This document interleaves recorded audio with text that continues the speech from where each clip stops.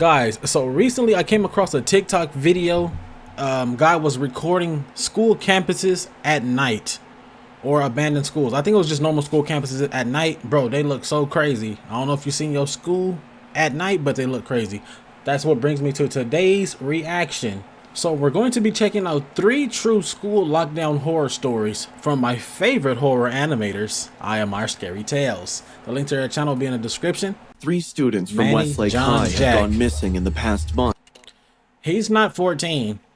John is not 12. And Jack is not 13. Fuck no. These look like high school kids. Like 18, 17, 16. The police were out on the hunt. Some said they'd been 17, spotted at the 18. abandoned mall on Route 16. Others whispered about a van circling the neighborhoods around school. Our parents started driving us to class. Teachers patrolled hallways during breaks, and the district implemented twice-weekly lockdown drills just to be safe. The first thing I noticed wasn't his face, it was the smell. Copper and chemicals, like pennies soaked in bleach. Okay. Our regular history teacher had been out sick for 3 days. This substitute, Mr. Rowan, carried himself differently from other teachers.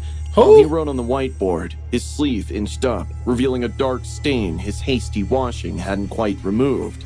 I was still staring, trying to piece it all together, when the lockdown alarm blared. The classroom froze. This wasn't the half-hearted monthly drill tone. This was the shrill, pulsing wail they'd only tested once. These kids ain't 14. Fuck no. Look at dude right here. Look at dude in the blue. Look at his muscles. The one that meant inescapable danger. Everyone under your desks, Mr. Rowan said, unnervingly calm. Who is this? He didn't look one bit surprised. As we scrambled for cover, I caught a glimpse through the classroom window. Police cars silently pulling into the parking lot. Let me not make a Officers joke. crouching Oh, behind no. vehicles, weapons drawn. My heart hammered against my ribs. My uncle's a cop. Those weren't positions for a drill. Mr. Rowan didn't follow protocol. He didn't check the lock or turn off the lights. Instead, he pulled down the blinds with deliberate slowness, watching the police through the narrow gap.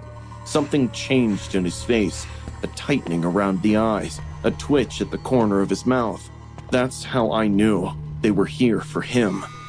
I reached for my phone, but his hand clamped down on my wrist. His grip was crushing, nothing like a teacher's warning touch. No phones, Hannah. His whisper had raised the hair on my neck. I know you're a good girl. We hadn't done roll call. His other hand emerged from his pocket, holding a hunting knife. Not a small pocket knife, but a serrated tactical blade at least 6 inches long. The kind hunters used to gut deer. The fluorescent lights caught its edge as he turned it slowly. Everybody's phones now. Tyler caught my eye from beneath his desk. His jaw was set. Sir, I ain't got no phone. I talk to niggas at home on Xbox. And I recognized the look. The same one he'd had before breaking his arm jumping off Miller's Cliff last summer. Reckless determination. Oh, he wanna fight. I shook my head fractionally. You know what's funny? Mr. Rowan said, collecting phones in a metal trash can.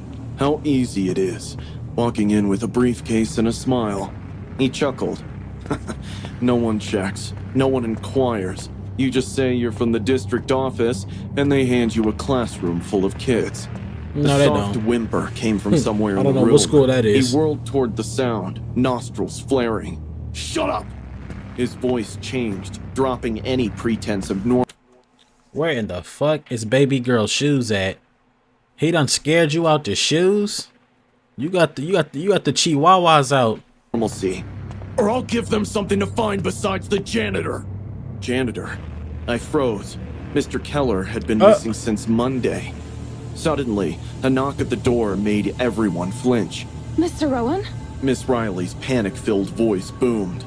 In one fluid motion, he grabbed me, pressing the knife against my throat while pointing it threateningly at the rest of the class.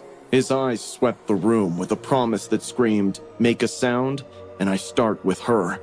Through the door's small window, I could see only Miss Riley's silhouette, not her face. She couldn't see what was happening inside. Hey, my guy right here wanna crash out in the bottom left. He ready to beat this nigga ass. Look how he looking at. He ain't took his eyes off that teacher yet. He need to fight. Only if your homeboy behind you was on the same timing, y'all can knock this nigga out easily. Side either. They're evacuating I don't the know. East He might be on Wing. fentanyl, They though. found... Her voice dropped. Just stay put until officers clear your hallway. Found what? My pulse roared in my ears. All present, he called back. The moment she left, my chair creaked. I had shifted. His head snapped, pupils dilated so wide his eyes looked black. You moved, he said, voice eerily childlike. No one's supposed to move during lockdown. He lunged, grabbing What? my hair and yanking me Wait. up. The knife pressed under my jaw, cold metal against my pounding Wait. pulse. All of you, he commanded. Against the wall. My classmates stood up, trembling. You're coming with me, he whispered in my ear, his breath hot and sour. Suddenly, Tyler launched himself from behind a desk, swinging the metal leg he'd twisted off of. I ain't gonna lie, Tyler. This nigga's about to body your shit. Cause look at, he see you. You supposed to get him from behind. No freaky shit though. You feel me? His chair. It connected with the substitute's knee with a sickening crunch. The man howled, slashing wildly. The blade caught Tyler's arm, oh, he got opening you. a gash that immediately bloomed crimson. But the distraction was enough. I slammed my elbow into his ribs and broke free. Hey, y'all, jump this nigga. I lunged Right? for the Jump this classroom nigga. phone, jabbing the emergency button. Room 207. I screamed into the receiver. He's got a weapon. He's not a teacher. The substitute's face contorted with rage. He limped Sassy ass teacher. Why he got the knife like that? toward me, knife raised high. I've got it, people, for less! He snarled, lunging forward, but Tyler tackled him from Get that behind. nigga, Tyler. They crashed into Let's go. desks, a tangle of limbs and blood and fury. Where's the other guys Other at? students joined Help. in now, desperation overcoming fear, throwing books, chairs, Oh, anything yeah. to slow him down. Bitch. The door burst open. 2 officers rushed in, weapons raised, shouting commands that blurred together in my adrenaline-soaked brain. The substitute was pinned, cuffed, dragged upright. As they pulled him past me, he turned, his face inches from mine, and smiled. Promising, terrible, like a death mask carved from flesh.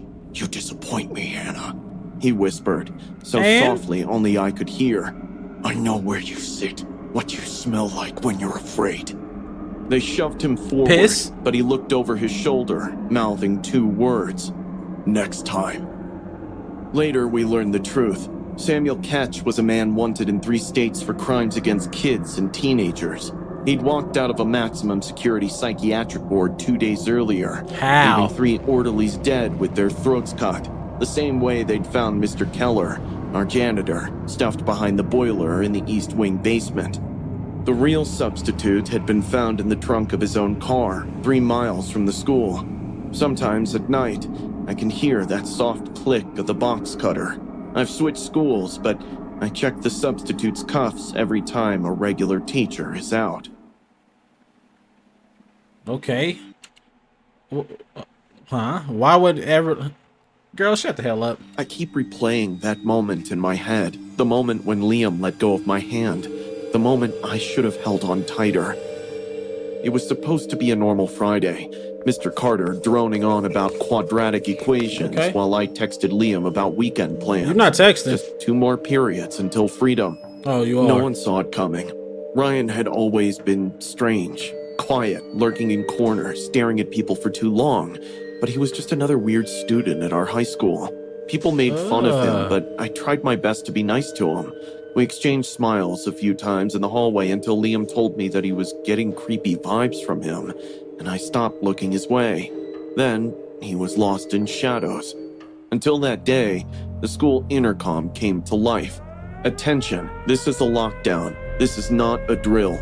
Please go to the designated safe areas immediately. At first, no one moved. Then I saw Ryan sprinting past our door, a huge knife in his hand. His hands were dripping red. The hunting knife in his grip glistened under the neon lights. God. But his eyes, they were completely empty. Black pools that seemed to soak up the light around them. His lips were curved into a smile that gave me goosebumps. He got Someone murder on was his mind. screaming. Mr. Carter rushed to the door. It's jammed! He shouted, panicked. Why are you trying to open it? Ryan slammed against the door, laughing, a high, childish giggle that didn't match the blood smeared across his face. You know what's crazy? Niggas that's built like that, you better fucking run. You're not stopping him. He's a psycho and he big as hell. He on fentanyl or something. Let me in! Fuck He no. said, voice lilting like a twisted nursery rhyme. Let me in or I'll blow your pretty little heads off! Liam grabbed my arm. Noah, help me! He yelled, dragging a heavy desk toward the door. We slammed it against the frame. Let's get out the Ryan's window. knife slipped through the gap, narrowly missing my eye. I can smell your fear, Noah, baby. Ryan sniffed through the crack, What you called inhaling me? deeply. It's delicious. His eye pressed against the small window in the door, bloodshot and unblinking. I've been practicing for this day, Noah. The others didn't scream enough. I know you'll shriek. Why are you talking ran in, down like- my spine as his tongue darted out, licking blood. Hey, yo. You want to kill Noah or you want to suck him? Like, what's going on here? I don't know what's going on with this guy. He looked crazy. Blood from his lips. Suddenly, we heard shouts in the hallway. Teachers and security dashed in, Oh, yeah. momentarily distracting the monster. Squad. Ryan stepped back, tilting Squad. his head like a curious animal. Hide and seek, he whispered. Ready or not. Now! Liam hissed, and we yanked the desk away and fled. The hallway was a nightmare. Sprinklers drenched everything, Why'd you go out there? making the floor slippery with pinkish water. Bloody handprints smeared one wall where someone had dragged He on a themselves kill away. streak. Two freshmen huddled by the lockers, clutching bleeding wounds. He cut us and then just watched. One whimpered. Yeah. Said something about loving our pain. Halfway down the hall, I saw Ryan standing motionless at the other end. Why did y'all come Knife out the room? raised, head tilted at that unnatural angle. He removed his hoodie, revealing a vest covered with wires and bulging packages. No more running, he called. You got a voice bomb on? echoing. Then softer, almost intimate. I need to see inside you, Noah. We ran. Liam slipped, crashing into the lockers. Before I could help, Ryan was there, moving unnaturally fast. Oh my knife God. Slashing. I swear his feet barely touched the ground. I ripped a fire extinguisher from the wall and swung it, connecting with Ryan's shoulder. He didn't even flinch, just smiled wider. That tickles. He giggled, eyes dilating. Want to see what real pain looks like? He lunged at Liam, who barely dodged the blade. By then, we had reached Run, the nigga. emergency exit. Through its window, red and blue lights flashed.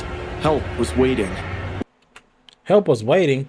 Matter of fact, didn't I just see a hallway full of teachers? Like 3 niggas and 1 lady? I seen y'all. Where y'all go? Why the cops still outside? Come get this nigga. He's tweaking. Liam turned to me, face pale with terror. You go first, he said, voice shaking. No, we're going together. If y'all don't grabbed his run, wrist and he shook his head. Don't waste time. Hurry! I stepped through the door, cold night air hitting my lungs. I gotta stop turned doing back, that. reaching for Liam, our fingers connecting. That's when I saw Ryan behind him, appearing like a shadow. Run! His Why are you eyes still met there, mine though? as his arm plunged forward. No! I screamed. The knife entered Liam's back. His eyes went wide, mouth opening in a silent gasp. deserved. Ryan's face transformed with pleasure, eyes rolling back slightly as He he cut- twisted the blade. That His nigga's about to tongue cut- darted out again, tasting the air like a snake. Beautiful. This nigga just busted nut in his pants after catching a body. This is the freakiest nigga I've seen in my life. Hands down. You point me to another freakier nigga, bro. He blew his back out with a knife. And he creamed. Like, He sighed, as if witnessing something transcendent. The cops were running toward us now, but Ryan wasn't done. The blade flashed again, driving into Liam's side with a wet sucking sound. I couldn't let go of his hand. I couldn't. Just hold on, don't let go, I begged. why are y'all Blood standing bubbled from there? Liam's mouth, but somehow he managed to smile. Live your life, mate, he whispered, his fingers going slack in mine. And then he let go. I screamed as his hand slipped from mine, as his You're a body L. crumpled onto the concrete.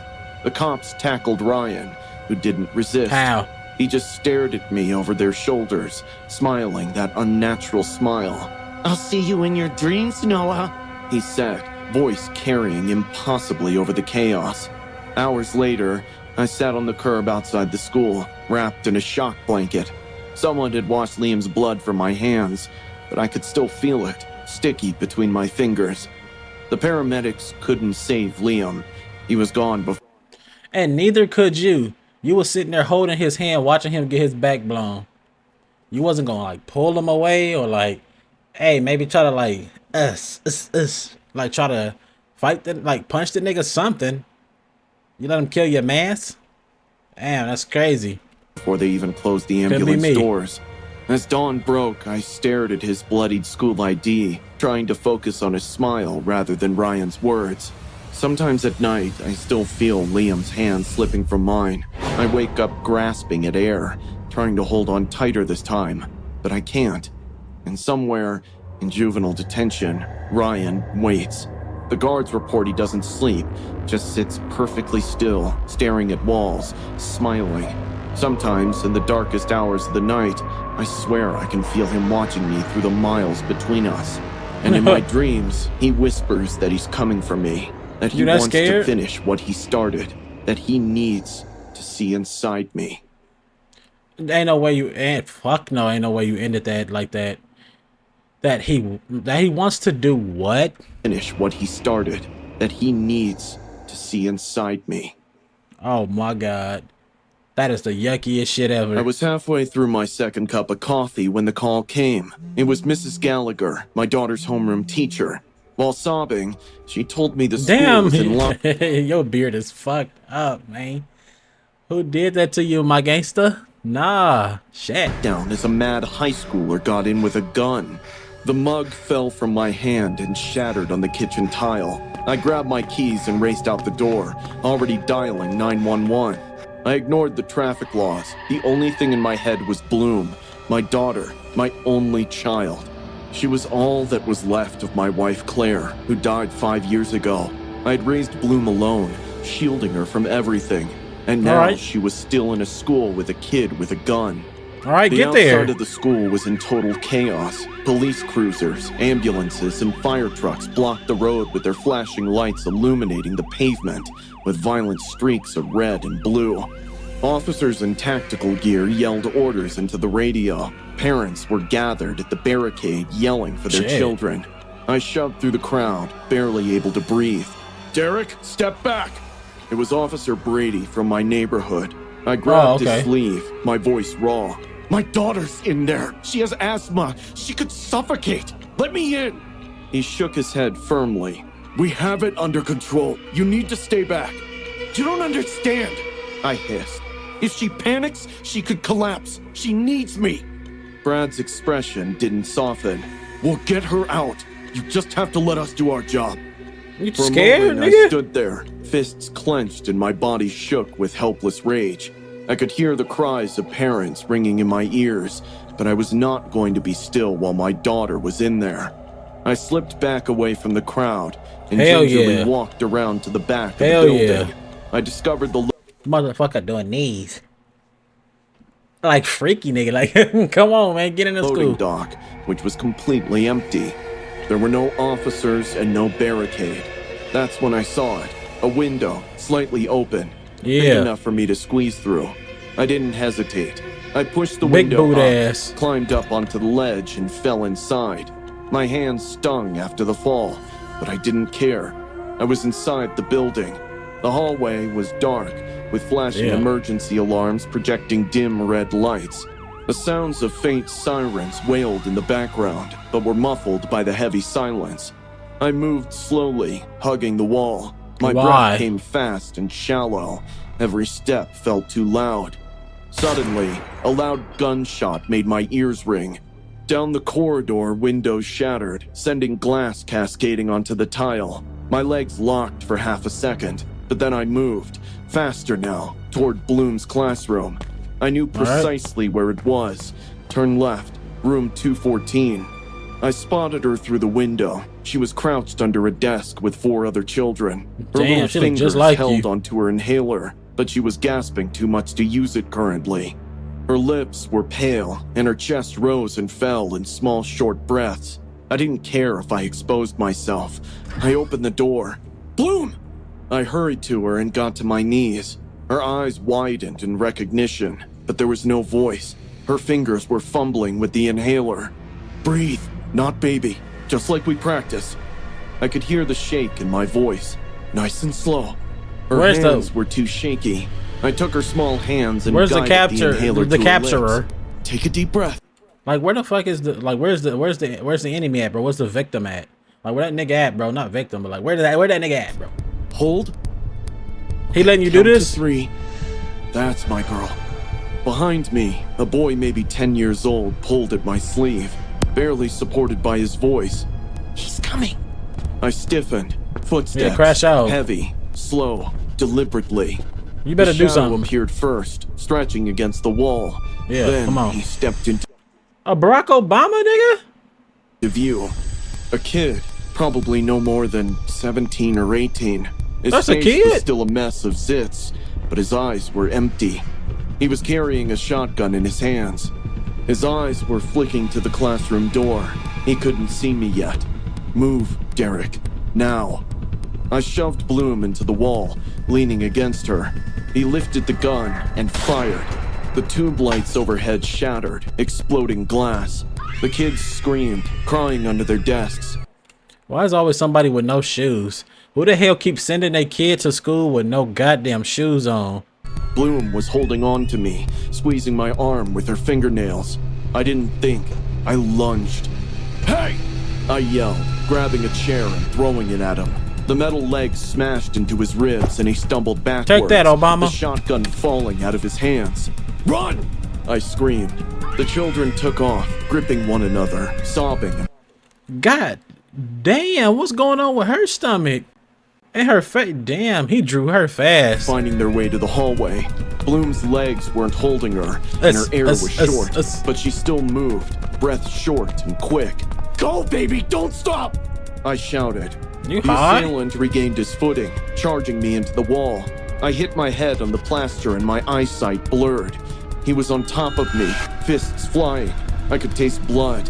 My ribs were screaming at me. My fingers closed around something cold sometime during the fight. The shotgun. I squeezed it and swung it wholeheartedly.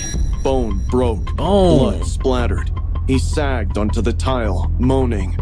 I outstretched my arm as I rolled off the floor. My ribs what? were writhing, and my knees wanted to fold in on themselves, but I forced myself to move.